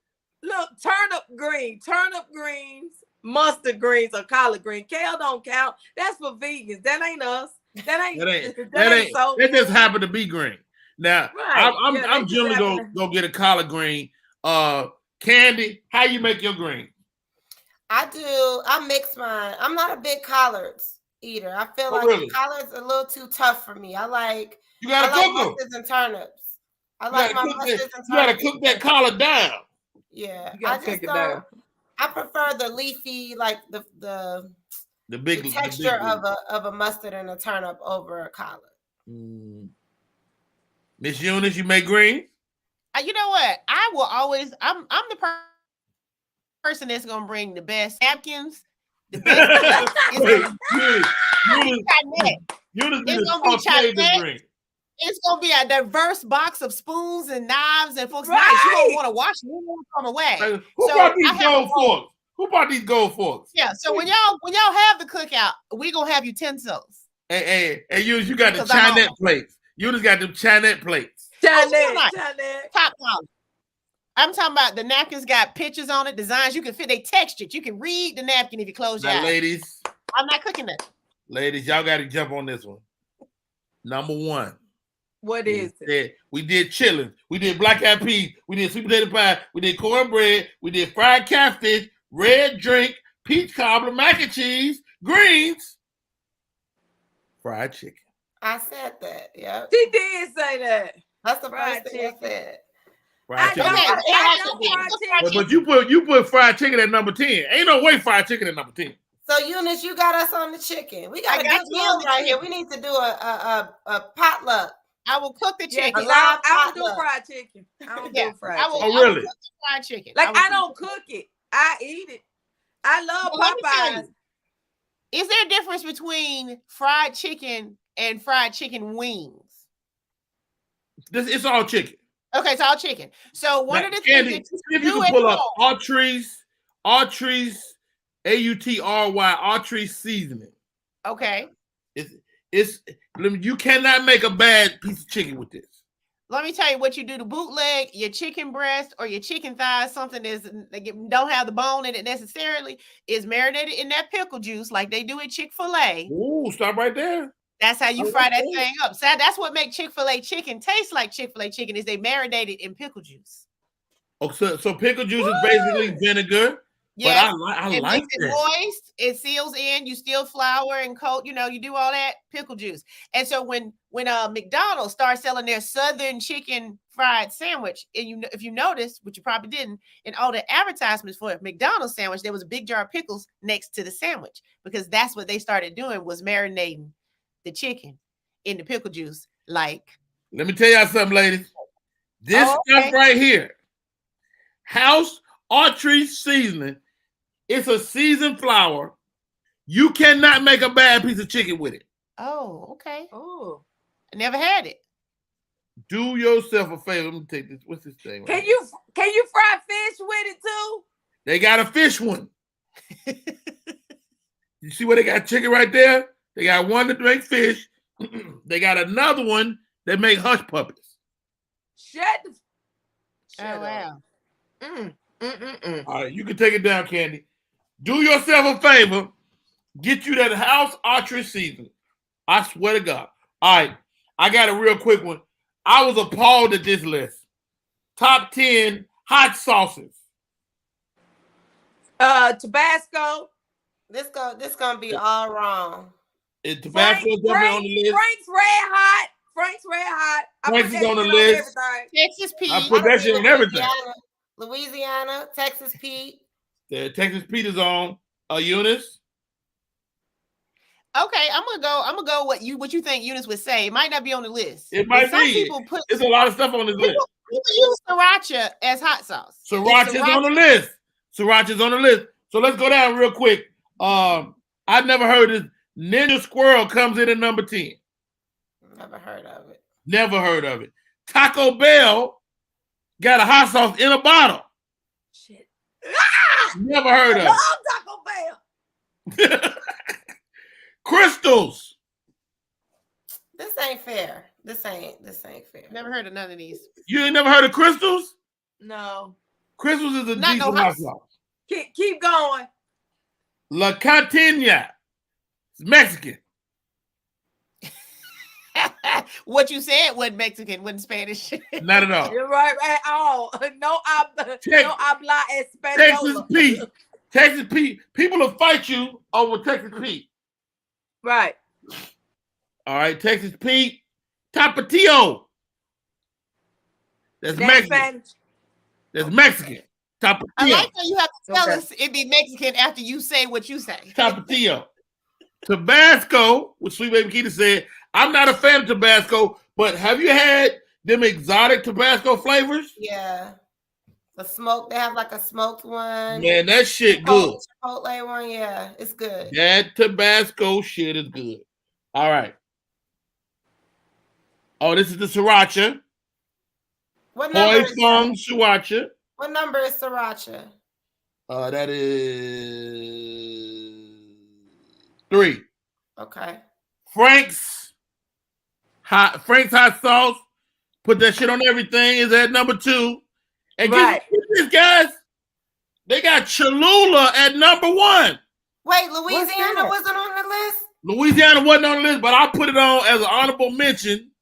Louisiana was not on the list at all. No. What kind of white person made this list? This is made by white people. I looked it up 3 different times, and I got mad that Louisiana, because all we use in this house is Louisiana. Yeah.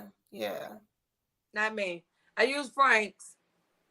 I want to ask about red drink. Frank's is good to make like buffalo wings. Frank's is buffalo wing sauce. Yeah, they have a specific buffalo wing sauce. But let me ask you about the red drink that made the other questionable list. If you could choose between red drink and grape soda, which one you gonna pick? Between red drink and grape soda. Red drink all day. Red drink? I would pick grape soda. Really? Now you know grape is a black flavor. It is a great knee-high. Knee-high made all the best, whatever flavor it was. Let me tell you something, Sweet Keith. I'm glad you said that. I'm gonna tell you why. When I was growing up, my granddad owned a funeral home. He had a soda machine in there, and it only had knee-highs in a bottle, glass bottle. Ain't no soda better than a glass bottle knee-high. Right. Right. Oh, wait, I got something. Peach or orange. Right. Grape. All of them. I like the way you said they make the best whatever it is, because it probably ain't no real fruit associated with none of these. I got me some liquid death. Talk about this, Rodney. Have y'all heard of this? What is no? This is spring water. It look like a malt liquor can. It do. This is spring water. They have a steel one and a bubbly one. It's a great spring water. We trying to get a sponsorship from them because I need them to give me some money. It's really good though, and it's good to come out. The idea is that they put it in an aluminum can to make it more recyclable. So the idea is deaf to plastic. It's a bit strange drinking water out of a can because I don't think I've ever done that. So it like I feel like it may take some getting used to. When it's cold though. It's That's cold. what I like. It's good. It's Why really do good. Candace sound like she telling her story on Law and Order how she got molested? It's strange that I'm drinking this water out of a can, and then you slide down in the shower crying with tears down your face. Y'all off the chain today. Two top 10 lists. My co-host for the day, Miss Eunice Elliott, Sweet Baby Keita. Man, you guys are off the chain.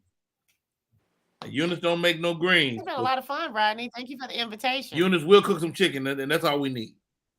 I just want to say this. I know my limitation. I know my role in this world. I'm very self-aware. Now, I can cook all the things. I just get a lot of anxiety about cooking for other people. Really? So I cook for myself all the time. But, I think I try to make it so special that it don't never come out how I know it should come out when I make it for myself. So I don't do it. I don't do it. Yeah, don't do that. Let me tell you something. Keita, you need to send me this recipe for this mac and cheese. How do y'all feel about some of the comments like German chocolate cake not making the soul food list? Red velvet cake. I mean, listen to the name of it. Nobody give a damn about no German chocolate cake. What about red velvet cake? I like red velvet. Red velvet is black. No. Cream cheese with cream cheese frosting only, though. You can't just put white frosting on red velvet. It has to be cream cheese frosting. Cream cheese. No, have y'all tasted Trick Daddy's blue velvet cake? Oh my God, it is so good.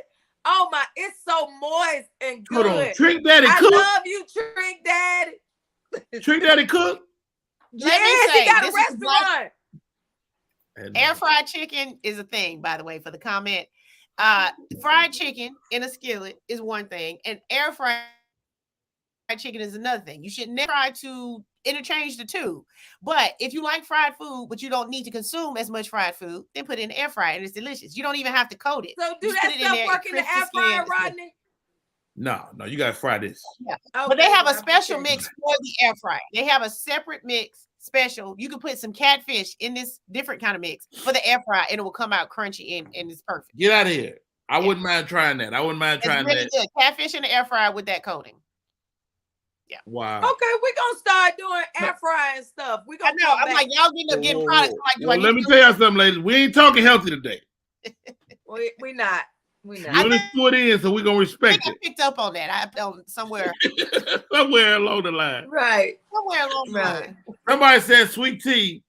You know what? That is. It should have made the list. It should have made the list. You right. You right. What else you should have made the list? Fried cabbage. I fry some cabbage. Hold on, stop right there, Sweet Baby Keita. How you fry cabbage? First of all, you start off with fat back. You fry it in the you fry it up to a good crispy fat back. You take it out, you leave a couple of pieces in. And as this grease is frying, you just put hands full of this washed cabbage over in there. It's gonna simmer down. As soon as it starts getting in there, you pour a little chicken broth. I mix the cabbage. I always use the purple and the green. Like my fried cabbage is so like you don't have to put no salt in it after cuss that fat but you back. Use the meat is bam, bam, you done. Sweet Baby Keita, I ain't never heard of fried cabbage. Fried cabbage. Even I have heard of fried cabbage, Rodney Perry. Right. I will fry some cabbage on you, and then to like spice it up, I put a little cayenne pepper, just a little or whatever. You kick it up a notch. And then I put some craisins in it. No, you don't put no craisins in there. Yes, I do, and it's so good. It's so good. Man. Okay, so I already see another show called Cooking with Comics. And since I don't cook, I will come to y'all's houses and y'all can cook for me. And we can sit around and cook with comics. All right, let's do this. I love that idea, ladies. What do you put in the crock pot? You're a crock pot king. I watched your stuff and did one of your recipes before, right? I like the crock pot. And my wife said, how you gonna call yourself the crock pot king? And the crock pot is sitting there for 20 years, you ain't never touched it. The only thing I cook in the crock pot, and again, I know I would be judged. What you do is you burn some sausage in a skillet, And in the crock pot, you put a couple of blocks of cream cheese, a couple of cans of Rotel. Okay. And then you put that sausage in there. Let that sit in the crock pot. You got this creamy sausage cheese dip. That's all I put in the crock pot. That sounds good. That sounds good. What I put it's in cream the crock sausage pot, and rotel yeah, tomatoes. I put black eyed peas, lima beans. When I do them lima beans, and then I put some diced tomatoes in there. When I tell you, why you gotta ball your fist up when you talk about Keita about her food, okay? She about her cooking. Listen, first of all, I get them smoked turkey. Now I boil them in there first. Then I put them lima beans. I get them frozen from Food Depot. They got the best frozen vegetables. That's my tip. And then at the end, just put some diced tomatoes in it. When I tell you, I don't send no man no picture of nothing I got. My hoo-ha's, my titties, nothing. None. I send them a picture of them lima beans. He on the way. He on the way over. I'll put a good pot roast. Yeah, and red beans and rice. I'll put that in the crock pot. All right, guys, we're gonna take a break. We come back. My next guest, man, it's written all over your face. I'm gonna just say that. His name is Joe Little, and one of the most talented dudes in the game. We'll be right back with more show. My name is Rodney Perry. This is Rodney Perry Live. What's up, y'all? It's Michael Sean, and I know you want to be a podcaster. You want a successful podcast. You want to give your views and opinions, but you just don't know how to do it correctly. That's why you got to hit up ShawneeScott.com. You want to be on radio, and you want to know how to build your radio career. ShawneeScott.com. She's done all of this. I've worked alongside her for years, and I will tell you the information that she can give you is on a value level that I can't even put a price on it. All you have to do is go to ShawneeScott.com. Your future, right now. That's it. Michael Sean. Yeah.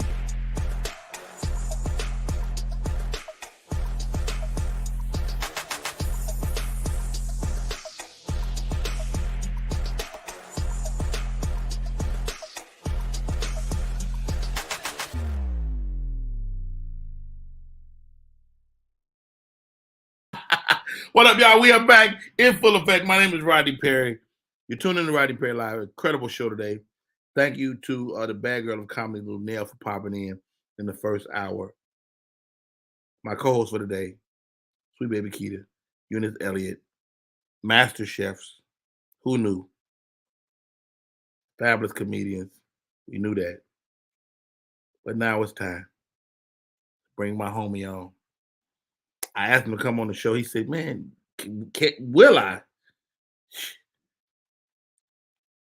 He's an entrepreneur. He's a vocalist.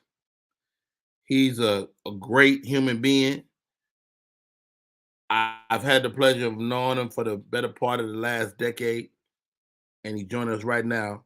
Ladies and gentlemen, welcome to the show, Joe Little III, lead singer of the Rude Boys. What's up, Joe? What's up, man? Hey, when I saw you, I said, Joe might be going to the oven. He might, because Joe, you do it all. Yeah, man. Yes, sir. Hey, man, first of all, thank you so much for coming on the show. Yes, sir. Joe, man, it's written all over your face. Take me back to the beginning, man, because you with Gerald Levert, you know, and he discovered y'all, am I right? Oh, yeah, no doubt. So how? I mean, how did y'all connect? Man, you know what? I first met Gerald through Eric Nolan Grant from the OJs. Got it. And then from there, you know, I got one of the members of the Rude Boys. We were just a local band, and I got one of them to come to this night. Hold on, Joe. Was y'all just in Cleveland, like playing the little spots? Yeah. And people knew about y'all. Okay. Right, yeah. So we were just doing local and regional stuff at the time. And I was hanging out with Eric Nolan Grant, who at that time was singing background for Dennis Edwards of the Temptations. Oh, wow. And so, you know, I hung around him a lot because, you know, shit, he was on. As far as I'm seeing, you know, that's on to me. At that time, I'm like 19 years old. And so he used to get me up in this spot called The Reason Why, where it was a adult place, adults, like super adults. I was You a baby. A baby, man. But the talent up there was crazy. So I used to go there, and the lady that used to be the feature, she used to let me, chime in with her. And so I told one of the guys, Buddy, like, come on, man, let's go up to The Reason Why. It'd be jumping, let's go up there and sing, because we was like just doing bars and stuff. So we went up there, we were singing. In the midst of us singing, I seen Gerald standing on these steps. I never forget, he had like a damaged, used jean outfit on with some red snakeskin boots, dog. And I was like, man, dude, look at this cat. That's Gerald Levert. So I said, hey, everybody, we got Gerald Levert here. Gerald, come up and sing with us. And I could tell he was apprehensive. He was like, all right. He came up there, man, and we had a very, very explosive performance together. And from there, Gerald was like, man, I want to work with y'all. And so the next day, we went to this big mansion in Shaker Heights, Ohio, and went in, knocked on the door. Guy came to the door, Andy Gibson, who we would later find out was the president of Treble Productions, which was Gerald's, production company. And we went upstairs, made a left. As soon as I hit and see and look in the office, Eddie Levert there. Now I'm like, hold up, wait a minute now. I didn't know Eddie Levert was gonna be here, but Eddie and Gerald was there, and Gerald was like, "Hey man, these the guys I told you about last night, Dad. I want to work with them." And me and Buddy sang, and the rest is history, man. Wow. Where did the name come from, Rude Boys, or was there ever another name, another concept? We had a gospel group, Buddy and myself and my best friend Mark Jenkins, and this guy named Eric Davis. We started off as a gospel group called Power. Wow. But then Buddy was like, man, I want to do R&B. And I'm like, shit, I want to do R&B too. That's what it do. And so he came up with a name called the Rude Boys, but he got it off a button on Prince's jacket on the Controversy album. Really? Prince had a button on his lapel that said Rude Boy. And Buddy was crazy about Prince, and he said some crazy shit like, hey man, I think Prince is calling out for a male group. Like we need to be the Rude Boys. And I was like, the Rude Boys, you sure? Because I'd never liked the name. I didn't like. Okay. To be honest, but is the name that we held, and we kept it. Like when we met Gerald, we the Rude Boys, and he was like the Rude Boys. He's like, all right, whatever. We didn't feel like going through trying to find names, and so the name stuck. That is so awesome to me, dude. Right. Wow. Tell me this, Joe, man. Talk to me about Ohio, because when you step back and look at Ohio, it's so much talent that comes out of Ohio. And, whether it's y'all or Levert or, Steve Harvey, Halle Berry, it's so much talent in that one incubator of this country. Talk to me about coming out of there and what that means. Kim Whitley, one of your girls. Kim Whitley, her and Gerald went to school together. They grew up together. I mean, so much talent, bro. I mean, it's a hard place, man, especially for a black person to come up out of, man. A lot of people don't know, like, what we deal with in Ohio. It's one of the most important places when the presidential election comes. You see that. It hinges on Ohio. Yeah, that's because of the cold. We got cold like a mug, man. Like we got water that's up under us, that's fresh, clean water. We got oil, like different stuff, like it's weird. But the talent here is crazy, man. What's the other guy that was in the movie? Hustle and Flow. He from Cleveland. The actor. Really? Yeah, I can't think of his name. Terrence Howard from Cleveland. LeBron James, Akron, 30 minutes away. You know what I'm saying? It's just, I don't know, man. It's something in the water, bro. But and the mistake by the lake, it's something in that lake water, man. But they hate us. We are the butt end of every joke, man, Ohio, man. But we have crazy talent. We've done some amazing things out of here as far as different artists, recording. filmmakers, actors, actresses, athletes, and it just is a thing, man. But we don't get our credit. We don't get our credit, man. Hey, man, talk to me about this, Joe, man, because you're not only a incredible vocalist, seen it with my own eyes. Your range is crazy, but you're a businessman. I follow you on Clubhouse. You are constantly recreating and recreating. I mean, I think that's why you're relevant after so many years. Give your boy some the coffee breakdown. The coffee, bro. Yes. I've been doing it for years, and you've been watching me actually, man, and you watch it in stages. But I've been doing it since 2009. Urbean, Urbean, Joe Coffee. Dot coffee. That's the website, urbeanjoe.coffee. Urbane, not urban. But it's an idea that I came up with that my cousin also sparked within me in a crazy time, man. I was taking the L, man, real bad. I jacked off a lot of money or whatever, and just was out here, man, just really struggling.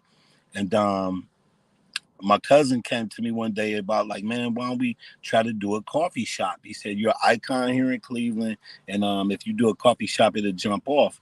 And I was just like, with what? Like, we ain't got no money, bro. And so at that time, I was in tax trouble, and some money slipped through the cracks.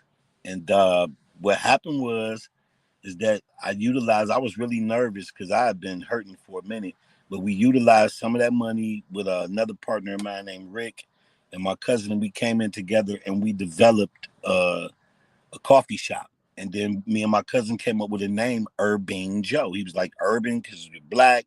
Joe, that's a cup of coffee. Your name is Joe. And he was just, coffee is the second biggest commodity in the world. And they call coffee Joe. They call coffee Joe. Yeah, yes. And coffee is the second biggest, at that time was definitely the second biggest commodity after oil. I don't know where it stands today, but it's very high. And it just sparked me, man. And we moved forward and we just started real small and we built up until like maybe the last like 3-4 years, man, it's really manifested as a brand. I've opened up plenty of shops, but now the branding is there. Yeah. I have 4 different ground blends, Blue Magic, King's Choice. We have a Black Diamond, and we have Gold Rush. But now I have the Dynasty K Cups. I have K Cups now, which was a hell of a venture, man. It like really cost me, but it's great. I had to stay in tune with the coffee business. So Dynasty is my K Cup, a 12-count K Cup that we sell. I love that. We sell mugs, hoodies, shirts, hats, whatever, man. And it's doing pretty good, man. I'm getting some decent support. I definitely got to get you some up there so you can profile and take a picture for it with me. Done. For me. But it's been doing good. I got a lot of people that's been drinking it. I have a lot of celebrities that have been helping me push it. And just Urbane Joe Coffee, that's where my heart is. I mean, my music is always first because it puts me on a platform for people to be able to see my works and what else I'm doing. So most definitely Urbane Joe Coffee. I appreciate you for bringing that up. But y'all see it, he's putting it up. Oh, for sure, man. Let's do it again. How about that? Urbane Joe, Joe Little the Third, the Rude Boys. Tell me this, dog, because Written All Over My Face is one of my favorite songs. What y'all be saying in the beginning? What, shoot up? No. Like when they first start talking. I say, hey y'all think y'all can sing this song? I say, yo Larry, you think you can sing this song today? And he be like, I'm kind of hoarse. I'm like, Melvin, buddy, no. I was like, all right, man, we gonna do it. And I'd be like, and kick it. Shut up. Yeah. Then we come in on it, man. That was a classic. Dude, I remember the day that we did that in the studio. Gerald was there, all of us was there. And we knew that this song was special, dude. Like, even if you listen to the long version, the album version, to the end, we at the end, like, hype, like, whoop, whoop, whoop. And Gerald like, man, let's hope we just sell 1 million. And then I never forget, I look over to Melvin while we in the studio. I'm like, man, Melvin, I love you. Because I knew, and I told him, he was like, I love you too. Because I knew we had arrived at that moment, man. Wow. I mean, how the presence of knowing that moment is amazing. Yeah, man. When you know as a feeling, as a vibe. And I tell people, we are hardwired with intuitive prowess and things that help us know when something is what it is. And at that moment, I knew that song was going to be amazing. And we had a hard time getting the label to put it out. Like, really? Like our first single was this song called "Come On, Let's Do This," and it like just went flat. I think it came in and it got up to like 60 or 70 on the charts. But shit, to me, I'm like, shoot, we on the charts. We on the charts. We on the charts. But hey, at the same time, I'm like, man, I'm a winner, man. We got to get number ones. I done ran around here telling people since I was a little kid that I'm gonna have a number one record. I'm gonna win some awards. So this is the moment. So when it came time for the second single, Sylvia Rome, who was the senior vice president over Atlantic at that moment, was kind of iffy on the record. She was like, I don't know, because it had a different sound at the times. You're talking about the New Jack Swing era. Yes. So this song, what made it great is because it stood out, because it didn't sound like other music that was out. And it just had an infectious beat and an infectious hook. Like it's written all over your face. Just smile, just smile, just smile. For me, is better than any word I've ever heard. And therefore I just really believe that song took off in a time because it was very different from everything else, and that was a blessing. Man, we talking to Joe Little. Let me bring my co-host in here, Sweet Baby Keita, Miss Eunice Elliott. We're talking to legendary recording artist and Miss Candace Otoya. We're talking to legendary recording artist Joe Little. Ladies, I brought y'all in because Joe ain't singing to Rodney Perry. He started though. He started. How you know Joe singing to them? Joe, I know what you're doing. Okay.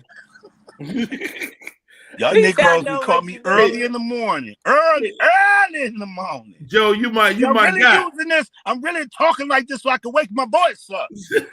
Hey. Me. I ain't gonna put you on the spot, but if you feel the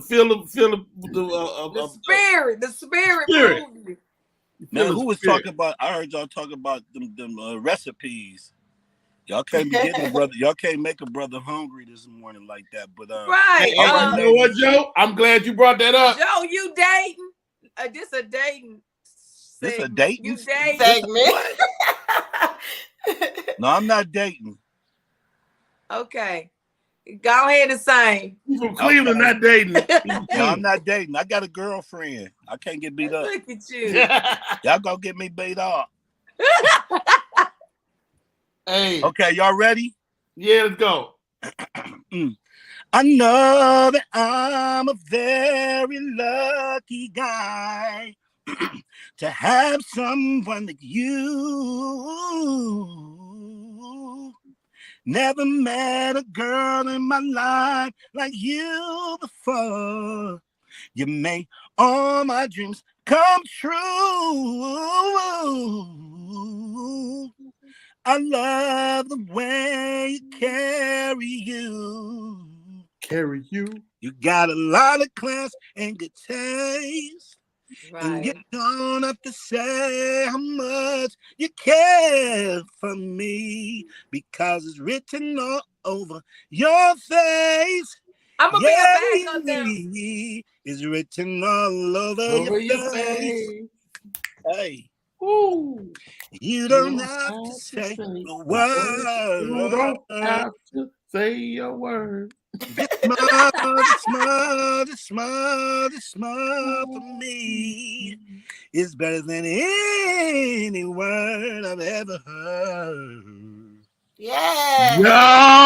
Joe Little. Lead singer of the Rude Boys. Right. That boy good. That boy got talent. Where's my fan at? I need my fan back. Look. Joe Coffee. Young people don't know you like that. They gonna think we out here doing it. Keita off the chain. Hey, Keita off the chain. Real quick, man, before we get out of here, Joe, man, how do people stay in touch, bro? Man, stay in touch. Y'all can go on my Instagram, Joe Little Rude Boys Official. Rude Boys Official. Rude Boys with the S. You can also find me on The Real Rude Boys with the S. That's Instagram. That's my group.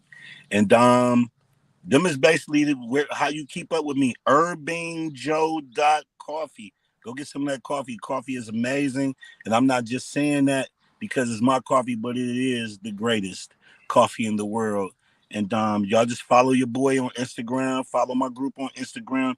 And let's stay connected, man. And Rodney, I really, really appreciate. Listen, let me tell y'all, this dude is my real friend. We are friends in real life. Like, I love this guy. He's a big brother. One of the first people I met when I got to Atlanta through Madeline, and ever since then we've been rocking like brothers, man. I got about 1,000 pictures of us together doing stuff, doing events together, hosting together. I mean, we tuxed up, looking good and fresh. We got a few tux pictures. Man, we got a few tux pictures. But I thank you, man. It's been a pleasure knowing you, Rodney, and thanks for adding value to my life, man. You always put me out here. You always showing me love. And I know that there's nothing that I would not do for you within reason. Pause within reason. I ain't gonna ask you nothing. Right. Pause about. But yeah, look at sister with the pigtails. What's her name? Sweet baby Keita. Sweet baby Keita. Sweet baby Keita. But thank you, ladies, for having me today. Thank you. Thank you to your assistant Candy for keeping me in line and making sure everything fell in place. You know, and love y'all, man. I appreciate it. Hey, man, mad love, mad respect. That man is Joe Little III, lead singer of the Rude Boys, and the proprietor of Urban Joe Coffee, man. Hey, it's an honor and a privilege. Thank you, Joe. Yes, sir, man. Thanks for having me on, Rodney. My man. Hey, really appreciate that. Miss Eunice, how do we stay in touch? How do we find you? You know, I use my government name on all socials. So what you see under my name, Eunice Elliott, my website is euniceelliott.com. And I'm always doing something. You know, I write books. I do TV. I act. I write movies. I do stand-up. I have dogs. I mean, I'm pretty amazing. I mean, now that I hear me say it out loud. I'm around. Yeah. Speaking of amazing, she's on the show today. She puts cinnamon in our mac and cheese. Oh my God. You heard it here. Let's not forget You heard it here. Let's not forget the pineapple. Salmon croquette. Let's not forget the pineapple. Shut up, Candace. Quit telling all my secrets. Sweet baby Keita. Hey, it's not cooking with comics, it's cooking with Keita. That's the show. With Keita. No, all jokes aside, Sweet baby Keita, how do we stay in touch? It's Sweet Baby Keita at Sweet Baby Keita on Instagram. Sweet Baby Keita just like that on Facebook. That's my fan page. I am going to be at Uptown Comedy Corner on Monday. We are filming a movie, and it's about, well, I'm the main character. It's called The Joke Book, and we're filming The Joke Book All Stars. So if anybody want to come out and be a part of the audience and be on film, it has been picked up by Tubi. So we will be doing that on Monday, the 25th, July 25th at Uptown. Please come out. Please come out and enjoy, sit in the crowd. We're going to bring our A game and film this thing and finish it out. Candace LaToya, how do we find you? You can find me on Instagram at Candace_LaToya and on the Rodney Perry Live Show. Hey, my name is Rodney Perry. You're tuned in to Rodney Perry Live. We do this every day. We cannot do it without you. Thank you for tuning in. That is our show.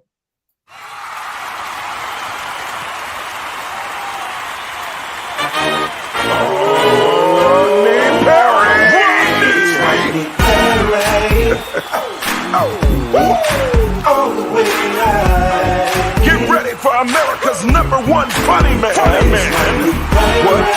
What? Hey. Make some noise. Ladies and gentlemen, from LA to New York, Chicago to Mississippi, let's give it up for America's #1 funny man.